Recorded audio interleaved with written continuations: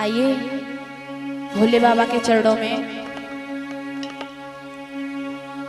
अपना ध्यान लगाएंगे और उनसे प्रार्थना करेंगे कि कर्पूर गौरम करुणावतारम संसार सारम भुजगेन्द्रहारम सदा वसंतम हृदयारविंदे भवं भवानी सहितं नमामि। महाराज शंकर जी से प्रार्थना करेंगे कि हे कन्हैया, हे भोले बाबा हमारा भी उद्धार करिए। आइए प्रवेश करते हैं, पहले शंकर जी को मनाते हैं, उसके बाद कथा में प्रवेश करते हैं।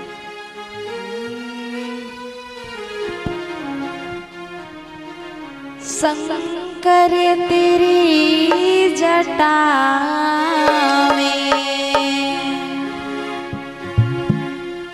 बहती है गंगाधारा,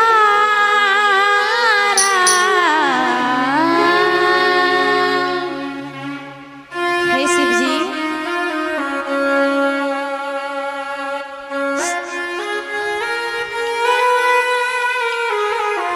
शंकर तेरी जटा में बहती है गंगाधारा,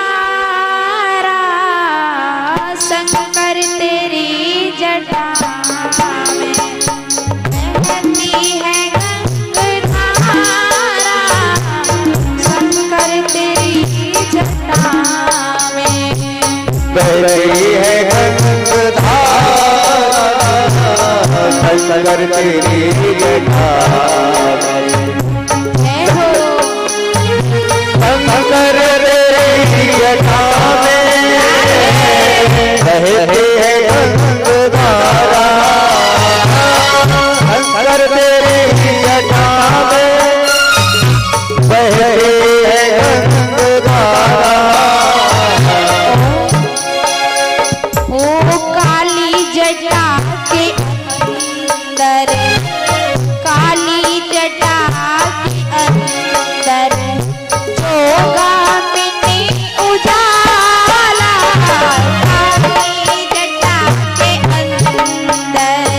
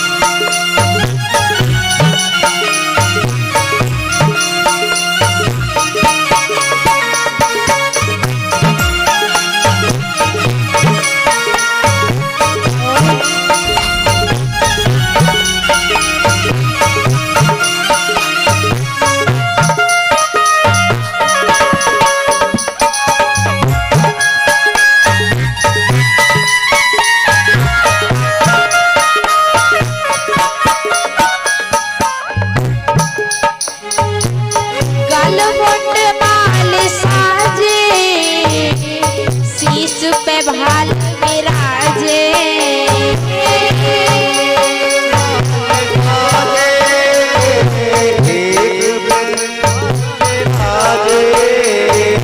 गलमुंड माल साजे, शीश पे भाल विराजे,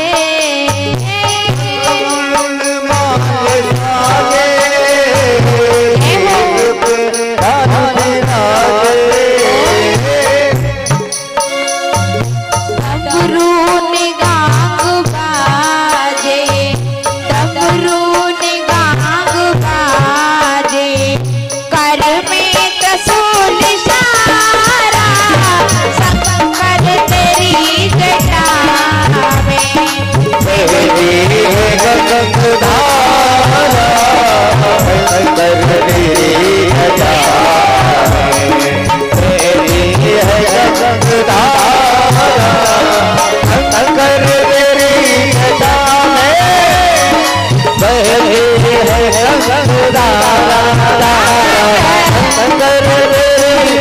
जटा में बहते हैं गंगाधारा।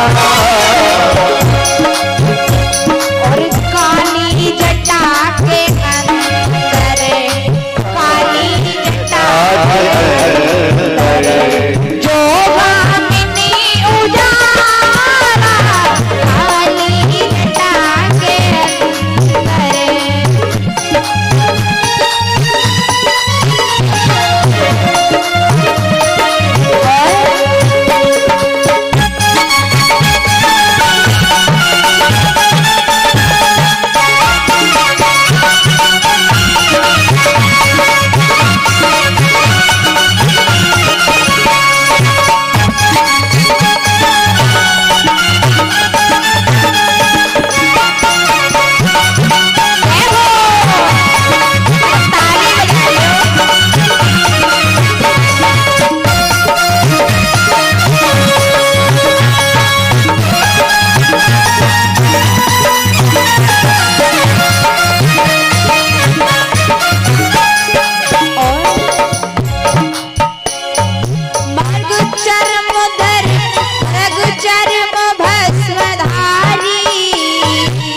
ब्रजराज की सवारी, चर्म भस्मधारी, ब्रजराज की सवारी, चर्म भस्मधारी, ब्रजराज की सवारी। और भक्तों के दुख हारी, भक्तों के दुख हारी, जिनका कैलाश में विहारा, भक्तों के दुख हारी।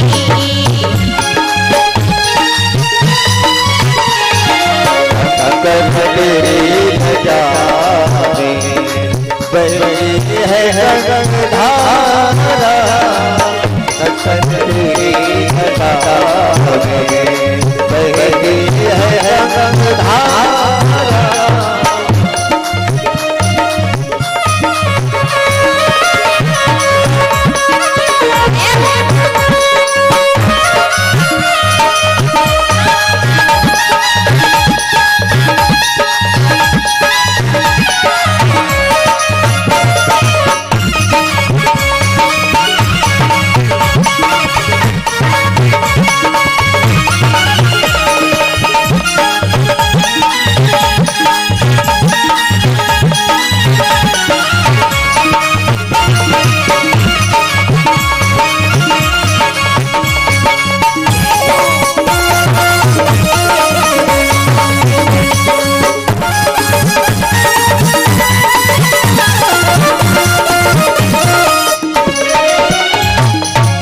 बोलिए शंकर भगवान की जय।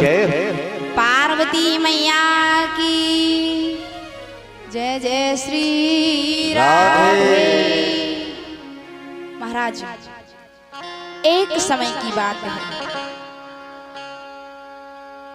एक समय की बात है कि भगवान शंकर कैलाश पर्वत पर तपस्या कर रहे थे और मैया सती सामने बैठी थी। तपस्या कर रहे थे, ध्यान में मग्न थे। तो कभी कभी भोले बाबा हंस जाया करें, मुस्कुरा जाते, और कभी कभी उदास हो जाते, कभी कभी रोने लग जाते। महाराज, जब ये दृश्य मैया पार्वती ने देखा तो बीच में पूछने लगी महाराज कि हे महाराज, हे प्रभु, आखिर क्या बात है जो आप कभी उदास हो जाते हो और कभी खुश हो जाते हो? तो शिव जी कहने लगे कि हे सती, जो मेरे गुरु हैं उनके आश्रम पर कथा चल रही है, संतों का सत्संग हो रहा है, तो मैं वही कथा सुन रहा हूँ। अमर कथा जो है उसे सुन रहा हूँ। इसलिए कभी कभी दुख की बात आती है तो मैं रोने लग जाता हूँ, और कभी कभी खुशी का प्रसंग आता है तो मैं हंसने लग जाता हूँ। मैया सती कहने लगी, ऐसी कौन सी कथा है जो आप यहाँ वहां से सुन रहे हो और अनुभव यहाँ कर रहे हो? महाराज प्रभु, क्यों ना इस कथा को हम स्वयं वहां जाकर के सुने। तो जब इतनी दूर से कथा का अनुभव यहाँ हो रहा है पर्वत पर, तो अगर हम वहां पास में जाएंगे तो कितनी अच्छा अनुभव होगा, कितनी अच्छी मन को शांति मिलेगी। तो भोले बाबा और मैया सती को लेकर के चल दिए महाराज।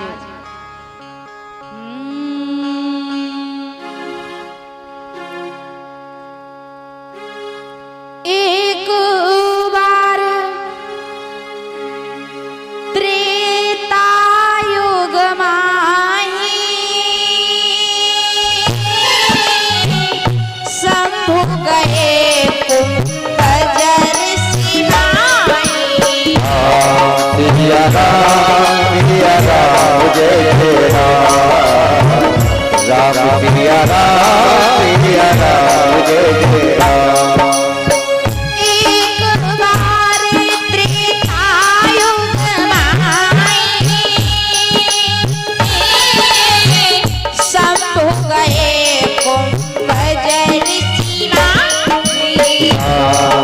सिया राम जय राम, राम सिया राम जय राम।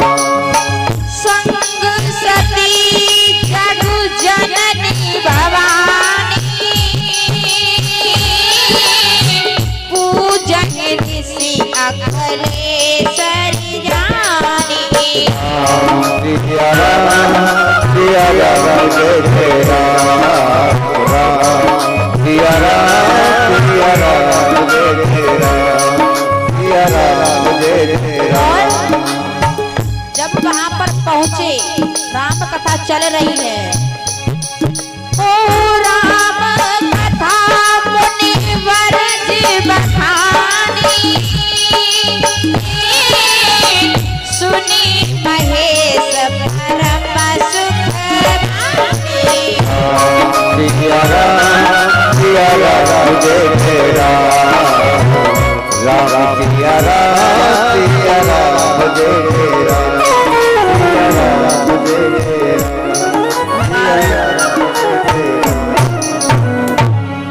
एक बार त्रेता युग माही और सब गए कुंभज ऋषि। संग सती जग जननी भवानी और पूजहि ऋषि अखिलेश्वर यानी महाराज।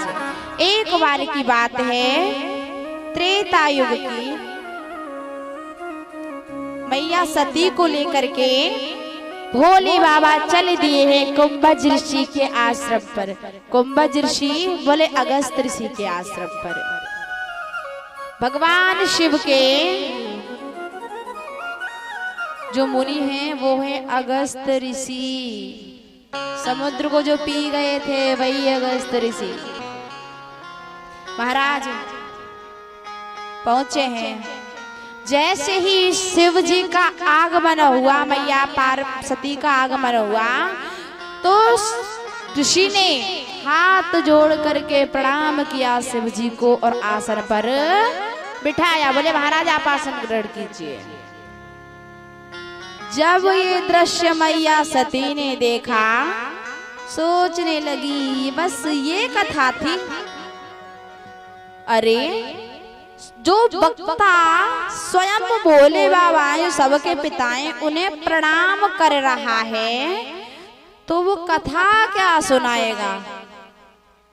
अब ध्यान दीजिए, अगर सुनने वाले के प्रति अगर ये भाव आता है तो कथा समझ में नहीं आती। अगर मातृत्व भाव है, बच्चे का भाव है कि ये बच्चा है, ये छोटा है हमसे, तो हमें ये क्या कथा सुनाएगा। अगर ऐसा भाव आता है, कथा दिमाग में नहीं आने वाली, बस यही भाव आता है मन में, करे आप कथा श्रवण करने आए हो, माधुरी दीदी कथा सुना रही है।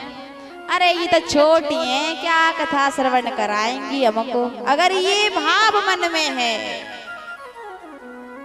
3 घंटे 4 घंटे वैसे ही बर्बाद कर देंगे, लेकिन समझ में तुम्हारे एक बात नहीं आएगी महाराज।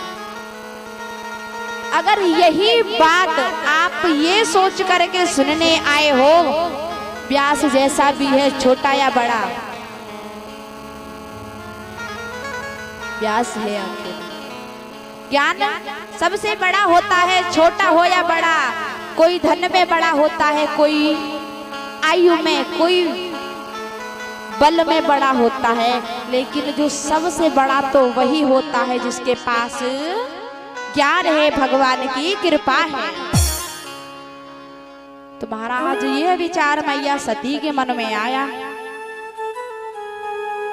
अब महाराज बैठ गए। राम कथा मुनि वर्ज बखानी और सुनी महेश परम सुख मन। महाराज राम कथा मुनिदेव ने बखानी और जब राम कथा सुन करके भोले बाबा को बड़ा आनंद हुआ, बड़े प्रसन्न हुए। समापन हुई कथा, महाराज विराम हुई कथा, चल दिए। उन्होंने क्या देखा कि जंगल में उस समय श्री राम का वनवास हो चुका था। ये कथा उस समय की है जब श्री राम का वनवास हो चुका था और मैया सीता का भी हरण हो चुका था। श्री राम लक्ष्मण मैया सीता की खोज में वन वन घूम रहे थे। महाराज चारों तरफ पूछते हैं, लता पताओं से पूछते हैं कि हे खग मृग मधुकर शयनी और तुम देखी सीता मृग नयनी। लता पताओं से पूछते हैं। जैसे ही सामने भोले बाबा ने देखा, अरे प्रभु राम जी आ रहे हैं, मेरे इष्ट देव आ रहे हैं सामने से। जैसे ही देखा हमारा हाथ जोड़ करके प्रणाम किया। जब देखा महाराज सती जी ने, फिर वो बड़ी उदास हो गई, बड़ी शंका उनके मन में आई। शंका आई मन में, फिर सोचने लगी, अरे जी देखिए भोले बाबा ने भांग चढ़ाए रखी है। अभी थोड़ी देर पहले वो देखे एक बाबा बैठे, वो इनते प्रणाम कर रहे और कह रहे जी महाराज बड़े ज्ञानी है, ज्ञानी पुरुष हैं, ये कथा सुनाएंगे। वो अब देखो जी वन में 2 बालक भटक रहे, अब इन्हें प्रणाम कर रहे हैं। वो देखे भोले बाबा ने बहुत ज्यादा चढ़ गई है, जो कोई मिलता है उसे प्रणाम करते हैं। महाराज सती जी ने पूछा, महाराज ये कौन है? तो राम भोले बाबा के नैन सजल हो गए और कहने लगी, देवी यही तो मेरे इष्ट देव हैं, जिनका नाम मैं भजन में जपता हूँ।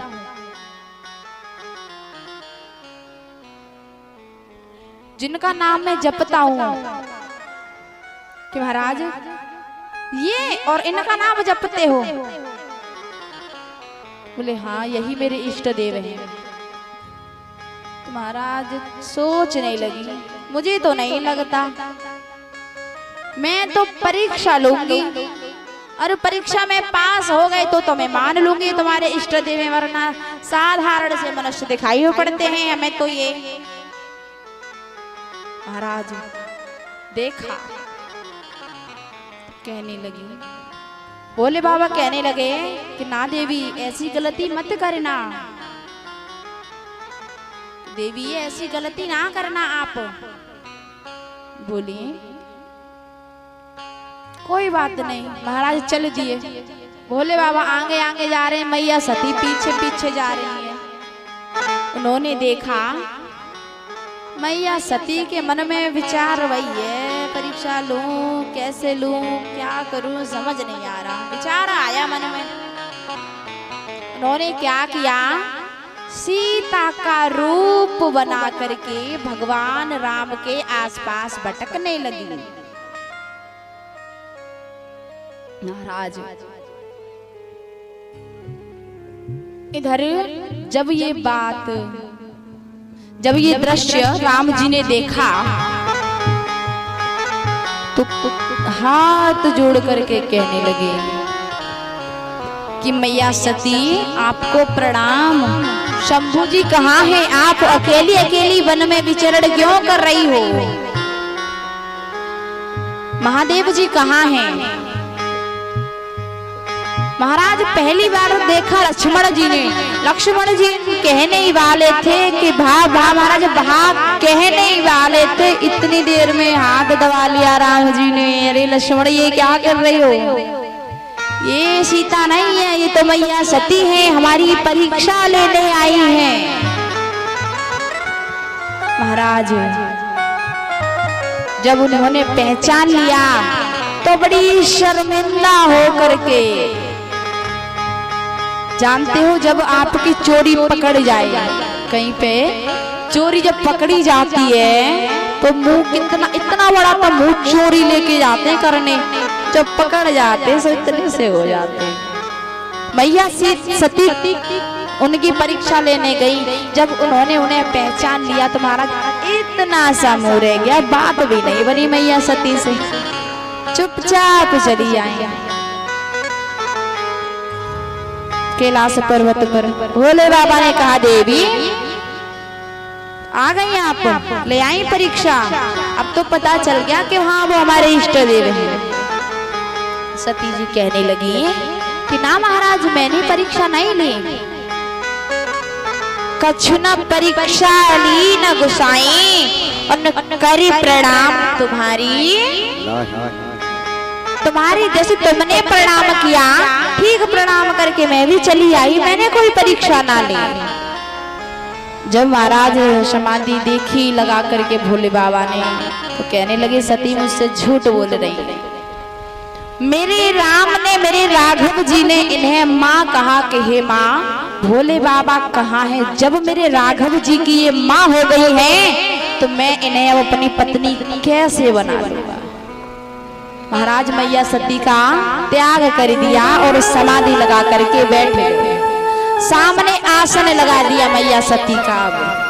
पहले अपनी बराबर में आसन लगाते, समाधि में बैठते तो बराबर में बिठा लेते, लेकिन अब मात्र भाव हो गया तो सामने सिंहासन आसन लगा दिया मैया सती का और तपस्या में बैठ गए। महाराज जब तपस्या खुली तो उन्होंने क्या देखा कि ऊपर इधर उधर देख रही हैं। महाराज बड़ी उदास हैं, इधर उधर देख रही हैं। तो उन्होंने देखा कि ऊपर से विमान जा रहे हैं। अब उनके मन में फिर शंका आई, महाराज तपस्या कर दे, भोले जी की तपस्या को फिर भंग कर दिया उन्होंने। महाराज देखो देखो ऊपर विमान जा रहे हैं। अब विमान में राजा जो थे बातें आपस में करते जा रहे। क्यों? कि बोले राजा दक्ष के यहाँ पर यज्ञ है, हम तो बड़ी अच्छे से आए हैं और सब आ गए। बोले हाँ राजा दक्ष ने यज्ञ रचाया है, चलो हम भी चले तुम भी चले, और वो भी पीछे आ रही है, बातें करते जा रहे हैं। जब मैया सती ने सुनी कि मेरे पिताजी के यहाँ यज्ञ हो रहा है और मुझे निमंत्रण नहीं आया, तो महाराज मैया सती कहने लगी कि महाराज देखो ये विमान जा रहे हैं, मेरे पिता ने यज्ञ रचाया है, मैं तो जाऊंगी। महाराज आप भी चलो, आप भी तैयार हो जाओ। भोले बाबा ने कहा हम नहीं जाएंगे क्योंकि हमारे लिए निमंत्रण नहीं है। महाराज निमंत्रण क्यों नहीं था? जब ब्रह्मा जी की सभा लगी, जब ये सबका सम्राट दक्ष को बना दिया, राजा दक्ष को बना दिया, कार्यभार सौंप दिया ब्रह्मा जी ने, तो उन्हें घमंड हो गया महाराज दक्ष को। सभा बुलाई, सभा में सभी देवी देवता आए, सभी देवी देवताओं का आसन है, सब बैठे हैं महाराज, भोले बाबा भी बैठे हैं। जैसे ही दक्ष का प्रवेश हुआ सभी सभा खड़ी हो गई। ब्रह्मा विष्णु और महेश ये तीन ना खड़े हुए, बाकी सब खड़े हो गए। भोले बाबा ने देखा, ब्रह्मा जी ने सोचा अरे तो हमारा ही चेला है, गुरु जब साथ चेला के सामने खड़ा हो जाए तो गुरु किस बात का। विष्णु जी के मन में भाव आया कि अरे ब्रह्मा जी जब खड़े ना हुए तो हम क्यों खड़े हों। और भोले बाबा के मन में आया कि अरे जब ब्रह्मा जी खड़े ना हुए, विष्णु जी इनके आगमन में खड़े ना हुए, तो फिर हम क्यों, ये क्या हमारे याद आ रहे, हम तो सबन के ही परदादा हैं। वो तो बैठे रहे महाराज तपस्या में। दक्ष ने देखा तो महाराज शिव जी को बड़ी खरी खोटी सुनाने लगा कि तू है ही काला, इस मैंने बड़ी गलती कर दी जो अपनी बेटी सती का विवाह तुझसे कर दिया।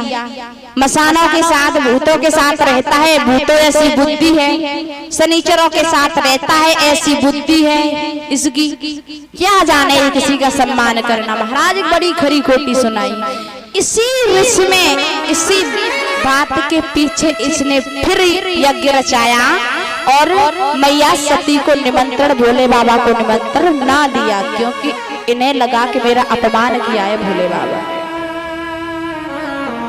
मैं इसका बदला लूंगा।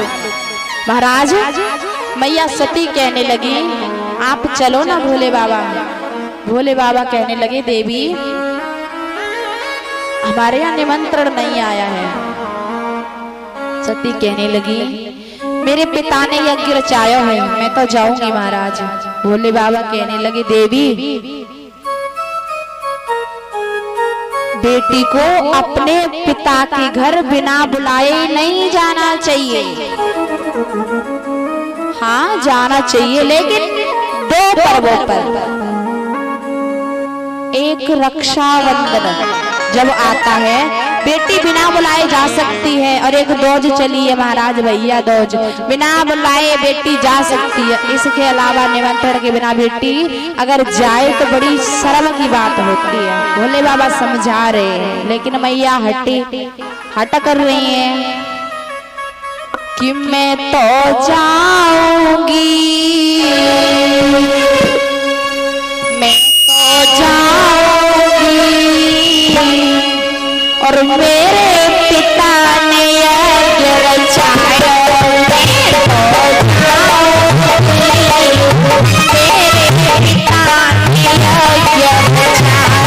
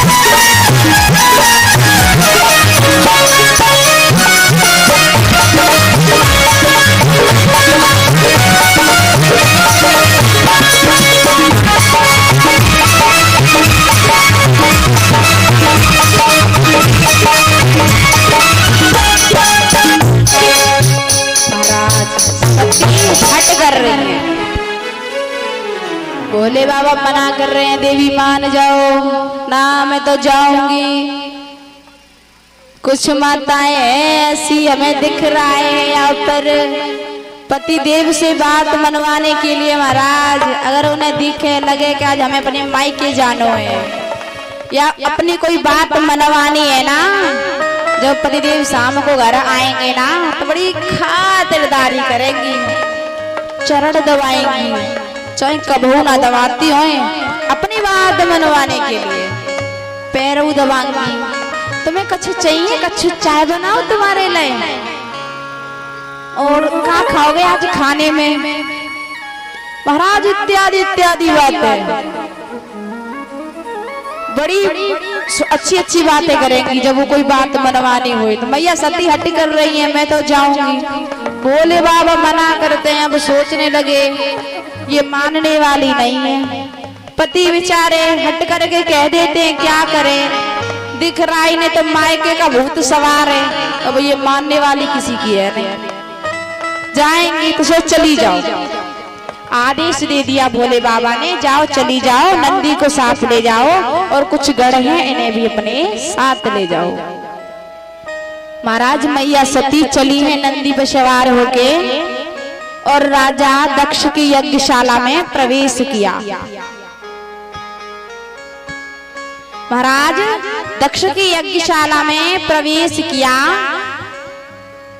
तो उन्होंने क्या देखा, सबसे पहले अपनी मैया से मिली है। प्रसूति अपनी मैया से मिली है और मैया से गले लिपट के रोने लगी, कहने लगी मैया पिताजी ने ये अच्छा नहीं किया। बहनें भी मुंह ऐंठ रही हैं कि बिना बुलाए आई है ये। महाराज अब हुआ क्या, जैसे ही यज्ञशाला में प्रवेश किया है उन्होंने क्या देखा, सभी राजाओं के देवताओं के सबके स्थान है, भोले बाबा का स्थान नहीं है। और जैसे ही भोले बाबा का स्थान ना देख करके मैया सती को बहुत क्रोध आया, पिताजी को बहुत सुनाई खरी खोटी और कहने लगे पिताजी मुझे शर्म आती है, आपने मेरे देवता जैसे पति का अपमान किया।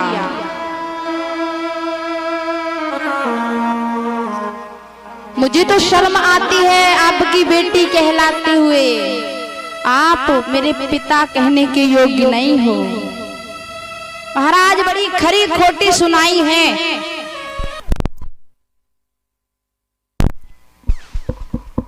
बोलिए वृंदावन बिहारी लाल की। महाराज बहुत सुनाई है मैया सती ने और अंत में परिणाम ये हुआ कि उन्होंने,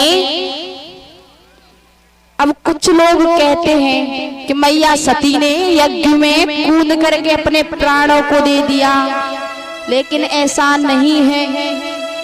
मैया सती यज्ञ में नहीं कूदी थी, उन्होंने हाथ जोड़ करके मैया अग्नि से प्रार्थना करी कि हे देवी आप मेरे शरीर में प्रवेश कर जाओ। यज्ञ के बराबर में खड़ी हो गई और मैया अग्नि को प्रवेश कराया, शरीर में जल करके राख हो गई। जब आग लगा ली शरीर में, अग्नि का प्रवेश हो गया तो महाराज देवताओं में हलचली मची, यज्ञशाला में हलचली मची, महाराज विद्रोह फैल गया। जो गढ़ भेजे थे विद्रोह मचा दिया महाराज। नंदी दौड़ता दौड़ता गया और कहने लगा भोले बाबा से, भोले बाबा अनर्थ हो गया। मैया सती ने अपने प्राण छोड़ दिए। महाराज जब ये समाचार सुना तो भोले बाबा को बहुत क्रोध आया, एक जटा उघाड़ी जमीन में मारी, उससे वीरभद्र का प्रकट हुआ। महाराज आदेश दिया जाओ यज्ञ को विध्वंस कर दो, यज्ञ विध्वंस कर दिया महाराज। अब हुआ क्या सज्जनों, परिणाम ये हुआ सभी देवी देवताओं में हलचल मच गई।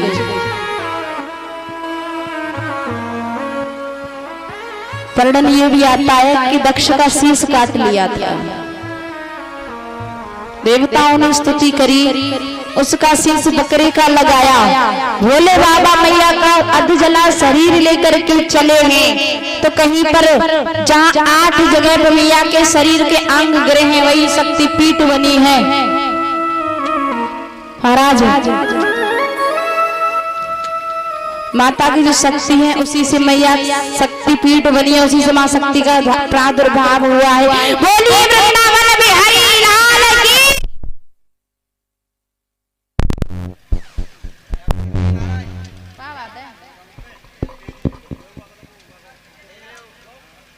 पंखा भुग्गो है हाँ वही श्री राधे महाराज।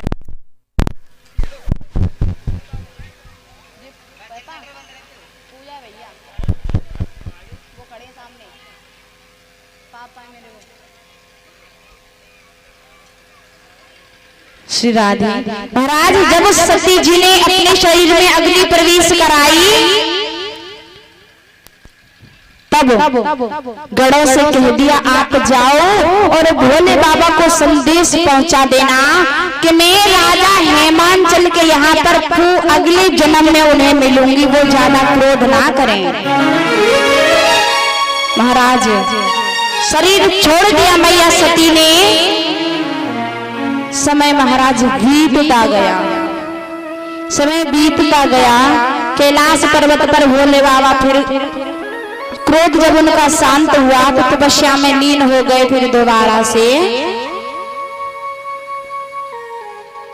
और महाराज तपस्या कर रहे हैं। इधर क्या होता है कि राजा हेमांचल के यहाँ पर मैया पार्वती का जन्म होता है।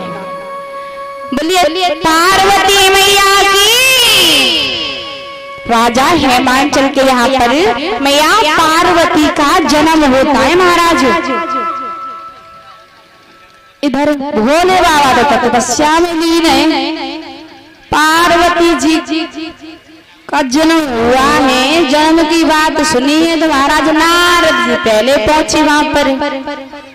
हेमांचल जी ने देखा कि नारद जी आइए, बड़े भाग्य है मेरे जो मैंने आपका